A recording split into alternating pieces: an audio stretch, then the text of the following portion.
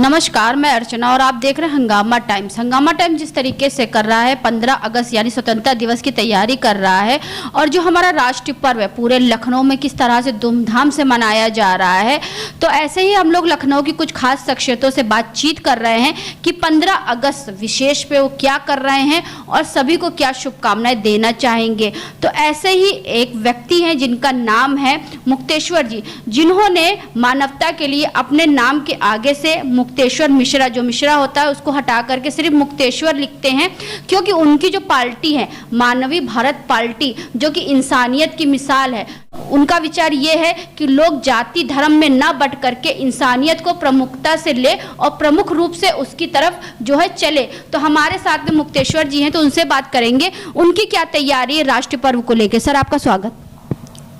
राष्ट्रीय पर्व को लेकर हमारी तैयारी निरंतरता बनाए हुए है। 1947 में भारत को स्वतंत्रता मिली। हम स्वतंत्रता दिवस मना रहे हैं 15 अगस्त को। लगातार 75 साल बीत गए। अब हम चाहते हैं कि स्वतंत्रता का वास्तविक रूप से उपभोग हो। यह बात इसलिए भी प्रासंगिक है कि अब स्वतंत्रता पर ही कुठाराघात किया जा रहा है।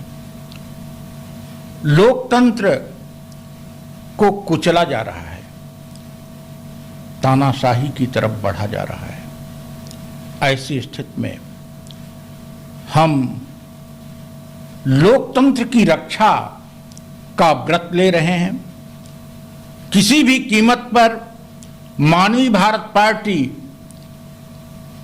कितना भी संघर्ष करना क्यों न हो, संघर्ष करेगी, लोकतंत्र की रक्षा करेगी, सामाजिक न्याय की रक्षा करेगी, भारतीय संस्कृति की मर्यादाओं की रक्षा करेगी, राजनीतिक मर्यादाओं की रक्षा करेगी और जो लोग इन मर्यादाओं को नष्ट कर रहे हैं उनके खिलाफ संघर्ष करेगी। जनसामान्य के लिए, भारत की सम्मानित जनता के लिए, सभी स्त्रियों, पुरुषों, बच्चों के लिए हम ये कहना चाहेंगे कि वे देश की स्वतंत्रता की रक्षा करें, अपनी स्वतंत्रता, अपने आत्मसम्मान को बनाए रखें और जीवन में व्यक्तिगत स्वतंत्रता का भी स्वाद लें, इसका भी आनंद लें।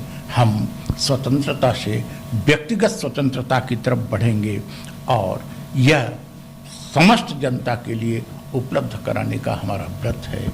इसी व्रत के साथ समस्त देशवासियों को, चाहे वो भारतीय भूमि में रह रहे हों, चाहे विदेश में रह रहे हों, समस्त भारतीयों को स्वतंत्रता दिवस की बधाई, शुभकामनाएं।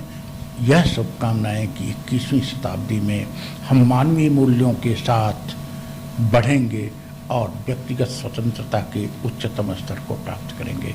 जय इंसानियत। Thank you. तो सर, ये तो आपका जो है 15 अगस्त के लिए एक संदेश हो गया, लेकिन 15 अगस्त के दिन पे आपके कार्यालय पे क्या तैयारी चल रही है?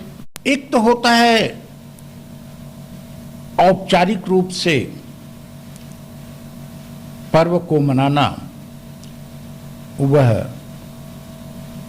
तो मनाना ही है, वह मनाया ही जाएगा। लेकिन इन औपचारिकताओं से हटकर वर्तमान राजनीतिक सामाजिक स्थिति को देखते हुए हमने उस दिन पार्टी कार्यालय में झंडारोहण और झंडारोहण के बाद एक विमर्श रखा है। उस विमर्श में लोकतंत्र की रक्षा, स्वतंत्रता की रक्षा, स्वतंत्रता की वास्तविकता